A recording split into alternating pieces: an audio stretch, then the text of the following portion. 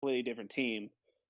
You saw tonight, like right away, Pierre Maguire, who I don't love Pierre Maguire, but he talked about just how Taves is a voice on that bench right away. Like when you come back from an injury, sometimes you got to kind of reacclimate to being in a game again. It's a different experience than sitting out. He was right away. He was Yana's guys. Different, just different things, and they definitely missed that voice. I mean, they still have voices on that team that rally them, but Taves is the one guy that they look to for that type of, I guess, just, I don't know what the word I'm He thinking of right provides now. he provides identity. He Yeah, provides the identity that this team needs moving forward, and the identity that's been there for so long, and that's winning. exactly. He's no nonsense. He knows what needs to happen in order to win, and he holds his guys to that standard, so they can win, and Yeah, and that's the difference. guys respect him too. They're gonna listen to him. So it's in that matter, it's really good getting him back. Just on the bench and in between periods, and then beyond that, you saw his two-way play tonight. He was so good on the defensive side, and also had about 2 to 3 really good chances. So he kind of did it all tonight. Didn't get a goal or an assist, didn't get on the stat sheet, but once again, did all the little things you expect of him that don't get talked about as much as goals and assists. So Well, yeah, good to see. he's always in the conversation for Selke. Is that the right word? Right? Yeah, For yeah, yeah. Selke, at the end of the season for best um, defensive Defensive forward. forward. Yeah. So he's always in that conversation. He's always there. He does just about everything.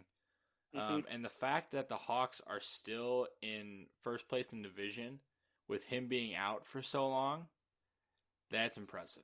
Yeah. That's Oh, yeah. very good. And even their level of play dropped significantly in a couple games, but they're still there. They're still at the top of the Central. So Yeah, that's good and news. that speaks to a lot of different things, but mostly I would point to the goaltending. Um, Whether it's Corey Crawford or Scott Darling, the goaltending has been keeping the Hawks alive at certain points of the year. Like tonight, Scott Darling was ridiculous. He was so good in this game. He's played 8 games, has given up 6 goals. Like that's ridiculous. Or For might those of be you who don't 6. know, that's a good stat right there. That's pretty good.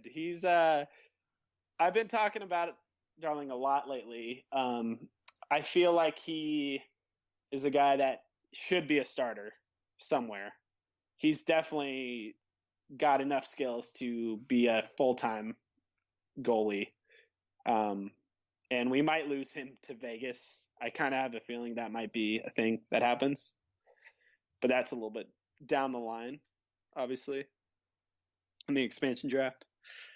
But yeah, I mean, uh, as a first place team, this is you don't really like see the really flashy plays with this team, but they're winning games and they might not be as exciting as other teams, but they're getting it done.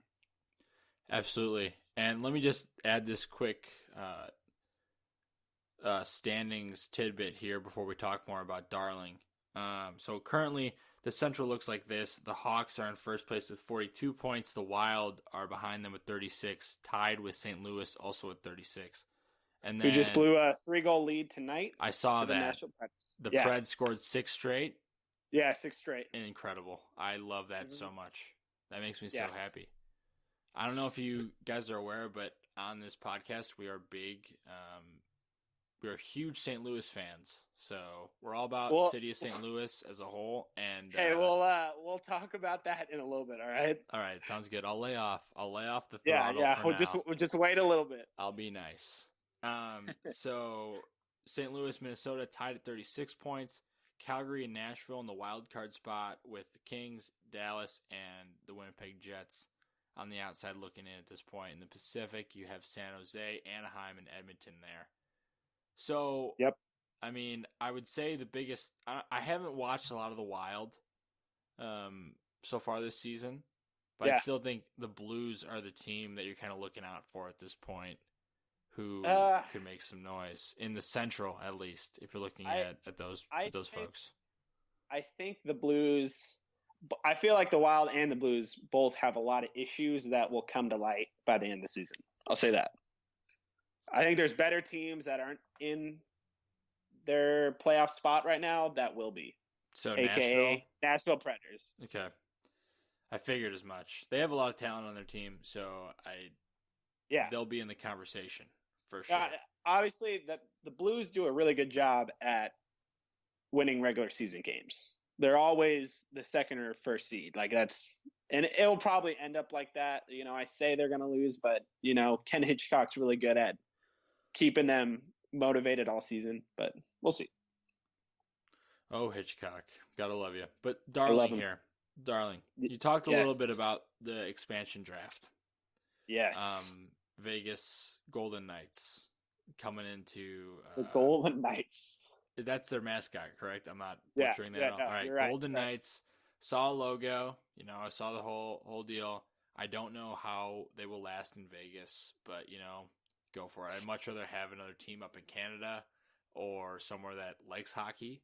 So, Hey, I'm all for it. I mean, I think the NHL. I think it's smart for the NHL to jump into a big market like Vegas that has no other sports teams. Like the NFL will eventually be there, but it's good that they're getting a head start right now. I guess I don't know. I'm just It could be like hockey another teams in Coyote the situation. desert, man. It's just I don't Yeah. know if that works. Yeah, I'll agree with you that I growing up in Arizona, there was not a lot of people who cared about hockey, obviously. But then you look at like states like California that have a pretty big hockey following right now. So, well, I'm We'll just see. going to keep an open mind. You're right. I'll listen to you. I'll keep an open mind in this regard. And Scott Darling, you mentioned being an option for that team. He mentioned tonight after the game that he wants a starting job, but he also wants to stay here. He's a free agent at the end of the season. He's going to get a lot of people going after him just because of his success in the backup role behind Corey Crawford. I don't know if you mentioned his goals against average. You mentioned that? No. So his it's under 2 for his goals against average in this recent stretch this season, and .940 save percentage. So where do you think his ceiling is as a goaltender at this point? That's a good question. It's he's playing with obviously a really good structured defense, but his talent is definitely undeniable. Like he's a huge guy. Like his legs are humongous, and you see him jump from post to post, and not a lot of guys have that range like he does because of his size. I definitely think he's a starter. Like there's no question in my mind that he's a starter somewhere. It would be nice if the Hawks could retain him because he is so good, and he's really good in that backup role. He's always ready to play. But I do expect him to get paid and get a starting job somewhere. So do you think, just playing devil's advocate here, do you think that he can sustain his level of play for a full season as a starting goalie? Yeah, that's the question that GMs will be asking. Because obviously he hasn't come anywhere close to playing a full season. He's had really long stretches of good play, but playing a whole season is a whole different animal. I think he can, just because I think he's that skilled. So I see a GM is taking a chance with him for sure for a whole season even. I mean, I would. I mean, what do you have to lose? The guy's a ring. He knows what successful franchises look like. He's young, and his play is backing it up. So and he's from Lamont. Shout out to Lamont. He's a Cubs fan, so that's all you need to know. Yes, he is. Marian Hossa, the old timer on this team, is continuing to produce. Is a legitimate Hart candidate at this point. Blake is very much in love with the idea of Marian Hossa doing well, as am I. Big Marian Hossa fan. Yep. How is he doing this? How is he maintaining this level of play at his age? I have no clue. I have no clue. I guess I would say this: hockey players have a unique ability to play like late into their 30s and 40s, like Yager. late 30s. Yager, Gordie Howe played in his 50s. Like, I mean, that's an extreme example, but it's these great players seem to like just are able to play for so long. And maybe it's just the game is more conducive to that or something. I'm not totally sure, but he after a very average, below average last season, I mean, he's been every bit as good as he used to be. And with him playing this well, the Hawks are absolutely a legitimate contender to win it all. Yeah, he's been extremely impressive, and I did not see it coming at all. Even last year we saw regression on his part, and like this year his production has been huge. Also, Artem Anisimov has been in that conversation as well.